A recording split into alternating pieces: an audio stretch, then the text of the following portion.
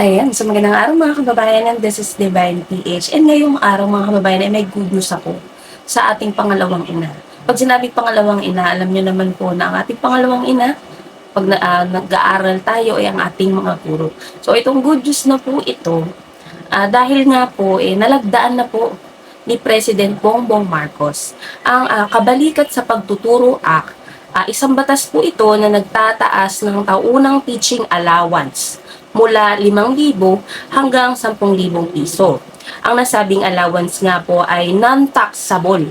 Kaya makukuha po nila yung buong allowance. 'Di ba? Buo po nila makukuha yun kasi nga po hindi siya tatanggalan or hindi siya babawasan ng tax.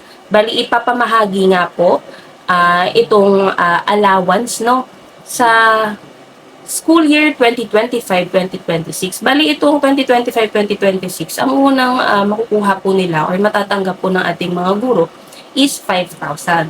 And then sa mga susunod na school year po, magstay na siya sa 10,000 pesos. Ayan, sabi nga po ni President Bongbong Marcos na teachers are the unsung heroes of our society. They toil and burn the midnight oil, teaching our children not for money or prestige. They serve our country each day by teaching our children the basic foundation to make them responsible and productive citizens. So yan mga kababayan, si PBBM na nga po.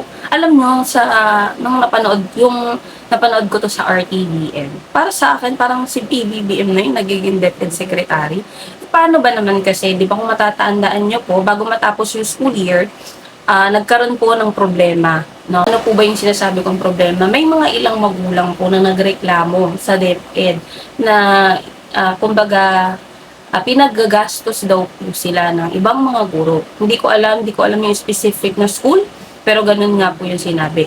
Dahil po yan sa Catch Up Friday, na tuwing Friday nga po, may mga activities, yung mga additional activities po ito, no? May reading, parang reading assessment or mga reading activities, kailangan mo magdala ng mga reading books and art materials kasi maraming activities na ibinibigay yung teacher. Para po sa akin, no, bilang isang nanay din, kasi may anak din ako na nag-aaral, hindi naman pwedeng magpapatupad ka ng isang additional activities nang hindi ka nagbibigay ng mga kagamitan, ng mga equipment, ng mga reading books, art materials. Hindi naman kasi pwedeng yung teacher, yung ipapashoulder mo ng gastusin na yan.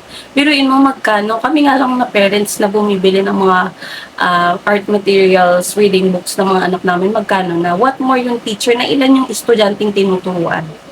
Kailangan sila mag-cover nun.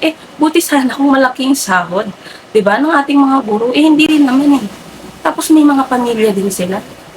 Diba?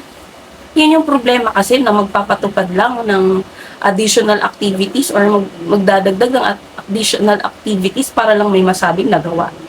Diba?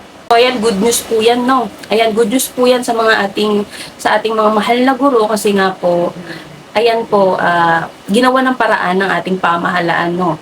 Kasi nga naman, masyadong magastos talaga. Kumbaga sa mga kababayan natin na kumbaga tight yung budget, syempre, another expenses, magastos talaga yan, yung mga extra expenses na yan. Yan, katulad yan, dinagdagan nga po, no, yung allowance, teaching allowance ng ating mga guro para po sa ating mga estudyante, syempre po, para din, hindi nagagastos, nanggaling sa bulsa talaga ng mga teacher natin, no, para pantustos dyan sa mga art activities na yan.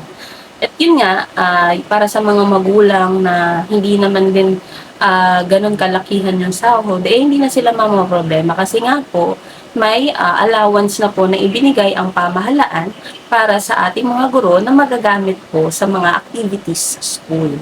So yan mga kababayan, good news yan. And syempre maraming salamat po kay President Bongbong Marcos.